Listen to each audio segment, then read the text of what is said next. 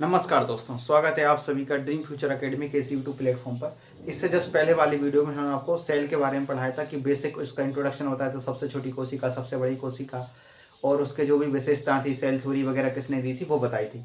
अब इसमें पढ़ेंगे हम कोशिका के अंग, ऑर्गन ऑफ दी सेल। तो देखते हैं कोशिका कौन कौन से अंग होते हैं। कोशिका कई प्रकार की चीज़ों से मिलकर बनी होती है। कोशिका मतलब होता है एक छोटा कमरा। अब जो कमरा होता है उसमें क्या क्या होता है, तो सबसे पहले जो कमरा होता है उसमें दीवारें होती हैं। तो ठीक उसी प्रकार कोशिका में सबसे पहले क्या मिलेंगी आपको, दीवार मिलेंगी। क्या मिलेंगी, दीवारें। तो देखिए हम यहाँ पर बनाना शुरू करते हैं। तो ये आपकी सेल होती है, एक रूम जैसा होता है। इसके जो सबसे बाहर की जो लेयर होती है उसे बोलते हैं सेल वॉल। वॉल मतलब होता है दीवार, हिंदी में बोलते हैं इसको कोशिका, और वॉल को बोलते हैं दीवार, दीवार को बोलते हैं भित्ति। तो सबसे बाहर क्या मिलेगी आपको, कोशिका भित्ति मिलती है, ध्यान रखना। तो सबसे पहले क्या है, सेल वॉल, कोशिका भित्ति, भित्ति मतलब होता है दीवार। तो रूम के एक रूम होता है, तो रूम के सबसे पहले बाहर क्या मिलेगी आपको, दीवार मिलेगी। तो अब आप बात करते हैं सेल वॉल। ये जो सेल वॉल होती है, कोशिका भित्ति, ये अपने अंदर नहीं पाई जाती, अपनी सेल में नहीं पाई जाती। ये पाई जाती only found in plant, only found in plant. Hindi में लिखना केवल पादप कोशिका में, केवल पादप, पादप मतलब होता है प्लांट, केवल पादप कोशिका में पाई जाती है। हिंदी वाले लिखते जाए साथ साथ में, ठीक है। तो ये केवल किसमें पाई जाती है, पादप कोशिका में पाई जाती है। पहला पॉइंट क्लियर है। अब जैसे हमने आपसे बोला कि जो दीवार है वो किससे मिलकर बनी, आप बोलना ईंटों से और उसमें सीमेंट वगैरह लगी उससे मिलकर बनी है। तो ये भी पूछ सकते हैं ये सेल वॉल किससे मिलकर बनी है, पूछ सकते हैं कि नहीं। तो ये बनी होती है किसकी, सेल्यूलोज की। ध्यान रखना किसकी बनी होती है, सेल्यूलोज प्लस काइटिन। कुछ जीवों में काइटिन की बनी होती है, आप सेल्यूलोज अकेला ध्यान रखना है। तो ये बनी होती है सेल्यूलोज की बनी होती है। क्लियर है। तो आपसे पूछा जाएगा कि कोशिका भित्ति, सेल वॉल किसमें पाई जाती है, only found in plant cell, केवल पादप कोशिकाओं में, और ये बनी होती है सेल्यूलोज की बनी होती है। अच्छा, इसका काम क्या होगा, जैसे आपसे पूछा जाएगा रूम में जो दीवारें होती है उनका काम क्या होता है। आप बोल दोगे सर जी इसकी वजह से रूम का एक स्ट्रक्चर आ जाएगा, मतलब एक संरचना बन जाएगी भैया इस प्रकार का। जैसे दीवारें आप बिल्कुल सीधी बनाओगे, चौकोर बनाओगे तो रूम चौकोर, दीवारें आड़ी टेढ़ी बनाओगे तो रूम बेकार दिखेगा। तो ये क्या करेगा, आकृति देगा या साइज शेप वगैरह देगा। तो बताओ जो कोशिका भित्ति होती है, सेल वॉल होती है, इसकी वजह से क्या आती है, ये कोशिका को आकृति, मतलब इसे आकृति क्या बोलते हैं, शेप, और क्या प्रोवाइड करता है, शेप एंड साइज, साइज भी देता है कि किस प्रकार इसका साइज रहेगा। जैसे दीवारें बड़ी बड़ी तो रूम बड़ा बड़ा, दीवारें छोटी छोटी तो रूम छोटा। तो ये कुल मिला के आकृति और क्या देता है उसको, शेप वगैरह देने का, इंग्लिश में बोलते हैं शेप एंड साइज प्रोवाइड करवाता है। तो देखो सेल वॉल क्या है, केवल पादप कोशिका में पाई जाती है, किसकी बनी होती है, सेलुलोज की बनी होती है। और ये क्या करती है, ये शेप एंड साइज देती है, क्या देती है, शेप एंड साइज देती है। और ये उसकी रक्षा करने का काम करती है, बाहरी जो भी फॉरेन पार्टिकल्स होते हैं उसका हमला होने से ये रोक देती है। इसके अलावा जो बैक्टीरिया होते हैं, बैक्टीरिया में भी सेल वॉल पाई जाती है, ध्यान रखना बैक्टीरिया भी एक प्रकार का पौधा है। तो बैक्टीरिया की जो सेल वॉल होती है ये बनी होती है पेप्टाइडोग्लाइकेन की, पेप्टाइडोग्लाइकेन, गलकेन बोलते हैं। तो इसको IMP कर लेना, इसको लिख लेना पेप्टीडो गलकेन या ग्लाइकेन। तो पेप्टिडोग्लाइकेन किस बैक्टीरिया की सेल वॉल किसकी बनी होती है, पेप्टाइडोग्लाइकेन की बनी होती है। तो इतने फैक्ट आपको सेल वॉल से ध्यान रखना है। कोशिका भित्ति जिसे बोलते हैं सेल वॉल, ये केवल पादप कोशिका में पाई जाती है, सेलुलोज की बनी होती है या काइटिन की बनी होती है। इसका काम होता है शेप एंड साइज देना। और ये बैक्टीरिया किसकी बनी होती है, पेप्टाइडोग्लाइकेन की बनी होती है। इसका काम प्रोटेक्शन का होता है, सुरक्षा देने का काम होता है। चलिए अब नेक्स्ट देखते हैं कोशिका झिल्ली। कोशिका झिल्ली जिसे अपन क्या बोलते हैं, सेल मेम्ब्रेन, सेल मेम्ब्रेन या इसी को बोलते हैं प्लाज्मा मेम्ब्रेन, प्लाज्मा झिल्ली। इंग्लिश वाले ध्यान रखना इसको सेल मेम्ब्रेन, प्लाज्मा मेम्ब्रेन या इसे बायो मेम्ब्रेन भी कहा जाता है। इंग्लिश वालों के लिए सेल मेम्ब्रेन, प्लाज्मा मेम्ब्रेन या बायो मेम्ब्रेन, इसके बहुत सारे नाम होते हैं। हिंदी में बोलते हैं कोशिका झिल्ली। झिल्ली मतलब होता है एक पतली सी लेयर जो टूट सकती है, उसे झिल्ली कहा जाता है। तो ये झिल्ली कहाँ पाई जाती है, ये पाई जाती है only in animal cell, sorry दोनों में पाई जाती है। ये प्लांट में पाई जाएगी प्लस एनिमल, अपने अंदर भी पाई जाएगी और एनिमल दोनों में पाई जाती है। जबकि जो सेल वॉल होती है, जो भित्ति, वो किस में पाई जाती है, वो केवल और केवल प्लांट सेल में पाई जाती है। तो देखें अब शुरू करते हैं। तो ये तो प्लांट की थी, हम इसको रब कर देते हैं, इसको हम मिटा देते हैं। कोशिका भित्ति आपकी क्या हो गई, खत्म हो गई। अब देखो अब सेल वॉल कैसे बनती है, देखो सेल मेम्ब्रेन इस प्रकार। तो ये इस प्रकार झिल्ली होती है, ये प्लांट में पाई जाती है। अच्छा, प्लांट के ऊपर यहाँ पर सेल वॉल भी रहेगी जो हमने भी मिटाई है। तो ये क्या हो गई आपकी प्लाज्मा मेम्ब्रेन। और ये जो प्लाज्मा मेम्ब्रेन होती है, आप बोलोगे डॉट डॉट क्यों बनाई है, तो ये डॉट डॉट में ही होती है, इसे बोलते हैं प्लाज्मा मेम्ब्रेन या कोशिका झिल्ली। झिल्ली मतलब पतली दीवार, ये अर्धपारगम होती है। तो देखो पहले से थोड़ा बेसिक देख लेते हैं इसके बारे में। इसे सेल मेम्ब्रेन या कोशिका झिल्ली कहा जाता है। ये प्लांट और एनिमल दोनों में पाई जाती है। ये बनी होती है प्रोटीन की। किसकी बनी होती है, मेड अप ऑफ प्रोटीन, लिख लेना किसकी बनी होती है, प्रोटीन की बनी होती है। और इसके अलावा ये जो होती है ये अर्धपारगम होती है, सेमी परमिएबल होती है, सेमी परमिएबल, हिंदी में बोलते हैं अर्ध पारगम। अर्ध पारगमन होता है आधा आने जाने देना, ट्रांसपेरेंट टाइप की होती है। तो देखो कोशिका के अंदर बहुत सारे फंक्शन होते हैं, इसको ऐसा समझिए। अर्ध पारगम झिल्ली ऐसे काम करती है जैसे गेट कीपर होता है, किसी कंपनी वगैरह है या कोई बड़ी फैक्ट्री है, उसके बाहर एक गेट कीपर होता है। और जो गेट कीपर होता है मतलब जिसे वॉचमैन बोलते हैं, तो वॉचमैन का काम क्या होता है, वॉचमैन का काम ये होता है कि जो उस फैक्ट्री में काम करेगा उसी को वो अंदर आने देगा, और जो उसमें काम नहीं करता उससे बोलेगा यहाँ क्या कर रहे हो, क्या काम है आपको, किससे मिलना है, तो वो बाहर कर देगा। तो जो उसमें काम करने वाले व्यक्ति उन्हीं को अंदर जाने देगा, जो नई काम करने वाले उनको वहीं बाहर से कर देगा। या जो अंदर हैं, जो थोड़ा ऐसे उनका काम हो गया उनको वो बाहर कर सकता है, या मालिक ने बोला इसको बाहर कर दो। तो वैसे ही सेमी परमेबल होती है, अर्धपारगम होती है। तो कोशिका के अंदर कौन से मटेरियल आएंगे, जैसे कोशिका को पानी चाहिए, तो अगर पानी आएगा H2O जिसे बोलते हैं, तो ये बोलेगा हाँ अंदर आने दो। प्रोटीन चाहिए कोशिका को, तो प्रोटीन वगैरह को बोलेगा हाँ अंदर आने दो। लेकिन अगर कोई वायरस आ गया, कोई बैक्टीरिया आ गया, बोलेगा हम अंदर आना चाहते हैं, हमको अंदर आने, बोले वायरस अंदर आके फैला दोगे और बन जाओगे, अपनी कॉपी बना लोगे, हमको नुकसान करोगे हमारे शरीर को, बोले भग भग भग, तो इसको ये यहीं से लौटा देगी, बोले जा वापस जा, तेरी कोई जरूरत नहीं है। तो ये क्या करती है अर्धपारगम झिल्ली, कोशिका झिल्ली क्या करती है, कोशिका के अंदर आने वाले, सेल के अंदर आने वाले उपयोगी पदार्थों को तो अंदर आने देती, जो यूजफुल सब्सटेंस होते हैं उनको अंदर आने देती, जबकि जो खराब सब्सटेंस होते हैं उनको बाहर कर देती। या इसके अंदर CO2 वगैरह बनेगी, या और भी जो जब फंक्शन करेगी तो कई प्रकार का कचड़ा वगैरह बनता है। कचड़ा मतलब कचड़ा यहाँ पर वो मतलब नहीं होता, तो कई प्रकार के वेस्ट मटेरियल बनते हैं, तो वेस्ट मटेरियल को क्या कर देती है, बाहर कर देती है। तो ये कोशिका झिल्ली होती है। तो कोशिका झिल्ली आप समझ गए होंगे, जिसे सेल मेम्ब्रेन बोलते हैं। तो सेल मेम्ब्रेन का अर्धपारगम होती है, प्रोटीन की बनी होती है, और प्लांट और एनिमल दोनों में ये पाई जाती है। अब देखते हैं जीव द्रव्य के बारे में, जिसे बोलते हैं प्रोटोप्लाज्म कहा जाता है। देखिए प्रोटोप्लाज्म की खोज किसने करी थी, पुरकिंजे ने करी थी, पुरकिंजे। तो पुरकिंजे ने इसकी क्या करी थी, डिस्कवरी करी थी, या इसके बारे में बताया था। पुरकिंजे ने प्रोटोप्लाज्म को कहा था जीवन का भौतिक आधार, फिजिकल बेसिस ऑफ लाइफ कहा था। पहले इसको समझते हैं प्रोटोप्लाज्म होता क्या है। देखिए सबसे पहले हमने आपको बताया ये क्या होती है, बाहर कोशिका भित्ति होती है जिसे बोलते हैं सेल वॉल। ये क्या है, सेल वॉल है, और इसके अंदर एक झिल्ली पाई जाती है जिसे बोलते हैं प्लाज्मा मेम्ब्रेन। अभी बताया था ये क्या है, प्लाज्मा मेम्ब्रेन है। तो ये हो गई आपकी प्लाज्मा मेम्ब्रेन, और ये हो गई सेल वॉल। दो चीजें क्लियर है। इसके अलावा इस कोशिका के बीचों बीच में एक और चीज पाई जाती है जिसे बोलते हैं केंद्रक, यानी न्यूक्लियस कहा जाता है। कोशिका के सेंटर में क्या पाया जाता है, न्यूक्लियस पाया जाता है। तो ध्यान रखना, कोशिका को अभी हमने आपको बताया था क्या बोलते हैं, साइटो। कोशिका का बायोलॉजिकल नेम क्या है, साइटो। और ये साइटो है, और इस साइटो यानी इस सेल के अंदर, कोशिका बोलते हैं साइटो, इस सेल के अंदर एक लिक्विड भरा होता है। इस सेल के अंदर एक लिक्विड भरा होता है, तो लिक्विड को इंग्लिश में बोलते हैं प्लाज्मा। क्या बोलते हैं, प्लाज्मा। तो साइटो प्लस प्लाज्मा तो क्या लाएगा, साइटोप्लाज्म। तो कोशिका के अंदर जो लिक्विड भरा होता है उसे बोलते हैं साइटोप्लाज्म। अब हिंदी मीनिंग समझो, हिंदी में से क्या बोलेंगे, हिंदी में से क्या बोलते हैं, कोशिका। क्या बोलेंगे, कोशिका। और इसके अंदर जो लिक्विड होता है उसे बोलते हैं द्रव्य। क्या बोलते हैं, द्रव्य बोलते हैं, या द्रव। तो कोशिका के अंदर जो लिक्विड भरा है उसे क्या कहा जाएगा, कोशिका द्रव्य कहा जाएगा। क्या कहा जाएगा, कोशिका द्रव्य। इंग्लिश में क्या कहा जाएगा, साइटोप्लाज्म। तो पूरी कोशिका के अंदर जो लिक्विड भरा रहता है उसे बोलते हैं कोशिका द्रव्य। ये हो गया कोशिका द्रव्य। और देखो ये क्या है, केंद्रक यानी न्यूक्लियस, और इस न्यूक्लियस के अंदर भी एक लिक्विड भरा रहेगा। न्यूक्लियस के अंदर भी क्या होगा, एक लिक्विड भरा रहता है। तो न्यूक्लियस के अंदर जो लिक्विड भरा है उसे बोलेंगे न्यूक्लियो। न्यूक्लियो मतलब होता है न्यूक्लियस, और प्लाज्म मतलब होगा लिक्विड। प्लाज्म मतलब क्या होगा, लिक्विड होगा, तो इसे बोलेंगे न्यूक्लियोप्लाज्म। हिंदी में से बोलते हैं केंद्रक, और द्रव्य को तो द्रव्य भी कहा जाएगा। तो केंद्रक द्रव्य क्लियर है। तो बताओ केंद्रक द्रव्य क्या होता है, तो केंद्रक के अंदर जो लिक्विड भरा है उसे बोलेंगे केंद्रक द्रव्य। न्यूक्लियस के अंदर जो लिक्विड भरा है उसे बोलेंगे न्यूक्लियोप्लाज्म। और कोशिका यानी सेल के अंदर जो लिक्विड भरा है उसे बोलेंगे साइटोप्लाज्म।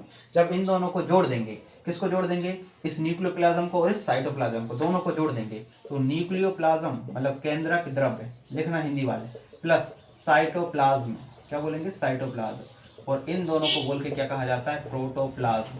प्रोटोप्लाज्म हिंदी में बोलते हैं जीव द्रव्य। क्या कहा जाएगा, जीव द्रव्य। तो बताइए जीव द्रव्य किससे मिलकर बना है, प्रोटोप्लाज्म किससे मिलकर बना है, तो आप बोलोगे protoplasm is made up of nucleoplasm and cytoplasm.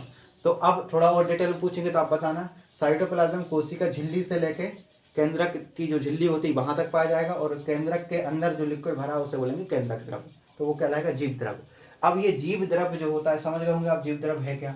तो जीव द्रव, कोशिका द्रव, न्यूक्लियोप्लाज्म, और ये इसको खोज किसने करी थी, पुरकिंजन। आप इसको बनाते जाएं डायग्राम के साथ। इसको जीवन का भौतिक आधार कहा था, इंग्लिश में लिखना फिजिकल बेसिस ऑफ लाइफ। भौतिक आधार कहा था, किसने कहा था, पुरकिंजन ने कहा था, फिजिकल बेसिस ऑफ लाइफ।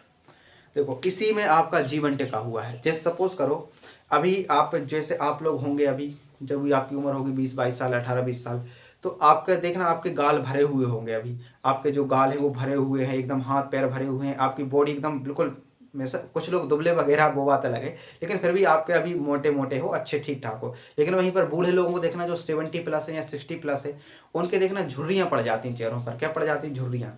तो जब झुर्रियाँ पड़ जाती हैं मतलब उनके अंदर का जो लिक्विड है वो सूख चुका है, उनके गालों का जो सेल है उसके अंदर का लिक्विड सूख चुका है। लिक्विड मतलब वही प्रोटोप्लाज्म। तो ये भौतिक आधार है। जब तक ये रहेगा, जब तक क्या रहेगा, आपका शरीर बिल्कुल हरा भरा रहेगा, फूला फूला रहेगा, मतलब थोड़े चिकनाहट टाइप की रहेगी। और जैसे ये धीरे धीरे एज के साथ ये खत्म होने लगता है तो व्यक्ति क्या हो जाता है, मुरझाने लगता है। जैसे फूल मुरझा जाते हैं ना, तो वैसे ही व्यक्ति, तो बूढ़े लोगों को देखना झुर्रियाँ पड़ जाती हैं, बोलते कैसे होगा ब्रो, चेहरा खराब होगा। अब उम्र हो गई नहीं इसलिए खराब हो जाता है, ठीक है। तो ये जीवन का भौतिक आधार है। तो बताइए जीवन का भौतिक आधार किसने कहा था, पुरकिंजन ने कहा था। किसको कहा था, जीव द्रव्य को कहा था, ये ध्यान रखना है। इसके बाद इसमें जो जीव द्रव होता है इसमें 80% क्या होता है, वाटर होता है, यानी जल होता है। ये भी लिखते जाना आप, 80% क्या होता है, वाटर होता है। इसके अलावा इसमें कुछ आयंस पाए जाते हैं, सॉल्ट, नमक वगैरह पाया जाता है, कुछ ऑर्गेनिक, कुछ इनऑर्गेनिक सॉल्ट, इनऑर्गेनिक मटेरियल भी इसमें पाए जाते हैं। तो ये कोई लिखने की जरूरत नहीं है, इतना ध्यान रखना है। इसमें 80% जल पाया जाता है, बाकी का जो 20% है उसमें आयन, सॉल्ट वगैरह सब कुछ पाया जाता है। इसके बाद ये किससे मिलकर बना होता है, होता क्या है, ये आपको ध्यान रखना है। तो आप इसका एक स्क्रीनशॉट ले लें या आप इसको लिखते जाएं। चलिए अगला स्ट्रक्चर है माइटोकॉन्ड्रिया। आप लोग सब जानते होंगे भली बात, इसको माइटोकॉन्ड्रिया को बोलते हैं सूत्रकणिका। आप इंग्लिश हिंदी वाले भी माइटोकॉन्ड्रिया ही लिखना है, इंग्लिश में ही आता है, सूत्रकणिका बोलते हैं हिंदी में इसकी। इसकी खोज करी थी किसने, ऑल्टमैन ने। किसने करी थी, ऑल्टमैन ने। ध्यान रखना इसकी खोज करी थी ऑल्टमैन ने, ये पूछा जाता है। ऑल्टमैन ने इसकी खोज करी थी 1886 में। तो ऑल्टमैन ने इसकी खोज करी 1886 में करी। और इसका नामकरण, मतलब इसका नाम किसने दिया था, तो ये दिया था वेंडा भैया ने, वेंडा ने। तो नामकरण किसने किया, वेंडा ने, और खोज करी ऑल्टमैन ने। ये क्या होते हैं, तो दीज आर सिलिंड्रिकल। सिलेंडर जानते हो, सिलेंडर के जैसे मैथ में पढ़ा होगा सिलेंडर वगैरह, तो ये सिलेंडर के समान होते हैं, रोड शेप होते हैं, छड़नुमा होते हैं, और स्पेरिकल होते हैं। स्पेरिकल मतलब थोड़े से गोल टाइप, स्पेरिकल होते हैं, स्पेरिकल स्ट्रक्चर। और कहाँ पर पाए जाते हैं, ये साइटोप्लाज्म में पाए जाते हैं। ध्यान रखना कहाँ पाए जाएंगे, ये साइटोप्लाज्म में पाए जाते हैं। तो माइटोकॉन्ड्रिया साइटोप्लाज्म पाया जाता है, रोड शेप होता है, सिलेंड्रिकल होता है। और खोज किसने करी, नामकरण किसने दिया, और इसे कोशिका का क्या बोलते हैं, शक्ति केंद्र बोलते हैं, इंजन बोलते हैं, इंग्लिश बोलते हैं power house of the cell. कोशिका का ऊर्जा गृह, हिंदी में लिख रहे हैं ना, कोशिका का ऊर्जा गृह किसे कहा जाता है, मोस्ट इंपोर्टेंट माइटोकॉन्ड्रिया कहा जाता है। अब थोड़ा सा इसके स्ट्रक्चर के बारे में देखते हैं। इसका स्ट्रक्चर डबल मेम्ब्रेन का होता है, बाहर की होती है आउटर मेम्ब्रेन, अंदर की होती है इनर मेम्ब्रेन। और इसके अलावा इसके अंदर इस प्रकार का एक स्ट्रक्चर पाया जाता है, ऐसे, ठीक है। तो माइटोकॉन्ड्रिया के अंदर जो स्ट्रक्चर पाया जाता है इसे बोलते हैं क्रिस्टी कहा जाता है। ध्यान रखना ये पूछा गया है एग्जाम में, माइटोकॉन्ड्रिया के अंदर जो फोल्ड लाइक स्ट्रक्चर होता है, ऐसा फोल्ड जो हुआ स्ट्रक्चर है, इसे क्या कहा जाएगा, क्रिस्टी बोलते हैं, क्रिस्टी। तो क्रिस्टी किसमें पाई जाती है, माइटोकॉन्ड्रिया में पाई जाती है। इसके अलावा इसमें राइबोसोम वगैरह रहेंगे, और इसके अंदर एक लिक्विड भरा होता है। पूरे माइटोकॉन्ड्रिया के अंदर एक लिक्विड भरा होता है जिसे कहा जाता है मैट्रिक्स। कैसे कहा जाता है, मैट्रिक्स। देखो आप लोगों ने कभी जलेबी बनाई है, जलेबी वगैरह देखी होंगी, तो जलेबी जैसा स्ट्रक्चर इसका है। तो जलेबी जैसे संरचना बोलेंगे क्रिस्टी, और जलेबी के अंदर भरी होती है चाशनी। तो इसके अंदर जो चाशनी भरी उसे क्या बोलते हैं, मैट्रिक्स कहा जाता है। मैट्रिक्स मतलब होता है लिक्विड होता है। तो माइटोकॉन्ड्रिया की फोल्डिंग स्ट्रक्चर को बोलते हैं क्रिस्टी, इसके अंदर जो लिक्विड भरा होता है उसे बोलते हैं मैट्रिक्स कहा जाता है। एक इनर मेम्ब्रेन होती है, एक आउटर मेम्ब्रेन होती है। ये माइटोकॉन्ड्रिया का डबल स्ट्रक्चर हो जाता है। खोज किसने करी, ऑल्टमैन ने, नामकरण वेंडा ने दिया। साइटोप्लाज्म में पाया जाता है, और इसे कोशिका का ऊर्जा गृह बोलते हैं। कैसे बोलते हैं, देखिए जब शोषण होता है, मतलब रेस्पिरेशन चैप्टर आपको पढ़ाएंगे, श्वसन तंत्र पढ़ाएंगे। रेस्पिरेशन के दौरान क्या होती है, जो आपके फेफड़े होते हैं, लंग्स होते हैं, वहां पर तक आपकी ऑक्सीजन आती है। क्या आती है, O2 आती है। और ये ऑक्सीजन आपके ब्लड के द्वारा इस सेल तक पहुंचेगी, कोशिका तक पहुंचेगी। और कोशिका के अंदर ये क्या पाए जा रहे हैं, आपके माइटोकॉन्ड्रिया पाए जा रहे हैं। तो यहाँ तक ये आपके ऑक्सीजन आ जाती है, और इसमें एक साइकिल चलती है जिसे बोलते हैं क्रेब्स साइकिल, क्रेब चक्र। तो क्रेब साइकिल कहाँ पर, क्रेब नामक वैज्ञानिक ने इसकी खोज करी थी। तो क्रेब साइकिल किसमें चलती है, माइटोकॉन्ड्रिया में। ये पूछा जाएगा क्रेब साइकिल किसमें चलती है, माइटोकॉन्ड्रिया में। इस क्रेब्स साइकिल के दौरान क्या होता है, इसमें एक ग्लूकोज का मॉलिक्यूल्स रहता है, ग्लाइकोलाइसिस प्रक्रिया होती है, वो 38 एटीपी बनाता है। एटीपी मतलब होता है एडेनोसिन ट्राइफॉस्फेट। तो क्रेब साइकिल के दौरान एक ग्लूकोज मॉलिक्यूल्स 38 एटीपी बनाता है, और ये 38 एटीपी मिलकर एक क्या बना लेते हैं, आपको ऊर्जा देते हैं, एक वापस से ग्लूकोज का मॉलिक्यूल बन जाता है। तो एटीपी यानी ऊर्जा मिल जाती है, और जैसे ही आपको ऊर्जा मिलेगी और आपके पास एनर्जी आ जाएगी, अब आप उचकने लगोगे, कूदने लगोगे। किसी भी चीज़ को एनर्जी मिलती है तो उचकने लगता है। आप खाना खाओगे तो आपको एनर्जी मिल जाएगी, लेकिन खाना नहीं खाओ 4 दिन तक तो ऐसे हो जाओगे, कुछ नहीं बन रहा हमसे, हमसे बोलते नहीं बन रहा, भूख लगी है, ठीक है। और जैसे खाना खाओगे, हाँ बोल क्या करना है, ठीक है, तो ऊर्जा मिल जाती है। तो ऊर्जा बनाने का काम कौन करता है, यही करता है। ये power house of the cell इसे बोलते हैं। पावर हाउस जानते हो, आपके गांव में या आपके शहर में पावर हाउस होता है जहाँ से पूरी बिजली आती है, तो यही वही पावर हाउस होता है। देख रहे हैं, एक सेल के अंदर सारी चीजें पाई जाती हैं। अगला देखते हैं गोल्जी बॉडी। गोल्जी काय बोलते हैं, काय मतलब होता है शरीर, बॉडी, बॉडी मतलब होता है शरीर। इसकी खोज करी थी इटली के वैज्ञानिक थे कैमिलो गोल्जी। कैमिलो गोल्जी 1899 में या 1898 में समथिंग में इन्होंने खोज करी थी। ये कहाँ के थे, इटली के थे। तो इटली के एक साइंटिस्ट है कैमिलो गोल्जी, इसलिए इसका नाम क्या पड़ा गया, गोल्जी बॉडी पड़ा। तो कैमिलो गोल्जी, इसका सरनेम क्या था, गोल्जी था। अगर सपोज करो भारत का कोई व्यक्ति इसकी खोज करता जिसका नाम रहता श्यामू, श्यामू चौधरी, तो इसका नाम पड़ जाता चौधरी बॉडी, ठीक है। लेकिन अच्छा हुआ कि भारत में किसी ने खोज नहीं करी, सरनेम पे ही तो इसका नाम रखा है इन्होंने। तो गोल्जी बॉडी क्या है, खोज किसने करी, कैमिलो गोल्जी ने। ये इटली के थे, 1898 के आसपास इसकी खोज हुई थी। इसका काम क्या होता है, ध्यान समझना, ये यातायात प्रबंधक होता है, मतलब ये मैनेजमेंट करता है। यातायात प्रबंधक जानते हो, ये ट्रैफिक मैनेजर होता है। तो आपने देखा होगा कि यहाँ पर ट्रैफिक वगैरह ज़्यादा रहता है तो एक ट्रैफिक पुलिस वाला खड़ा रहता है, और कोई भी गाड़ी आती बोले रुक जाओ, तुम जाओ पहले, तुम जाओ ये करो, अब तुम जाओ यहाँ से।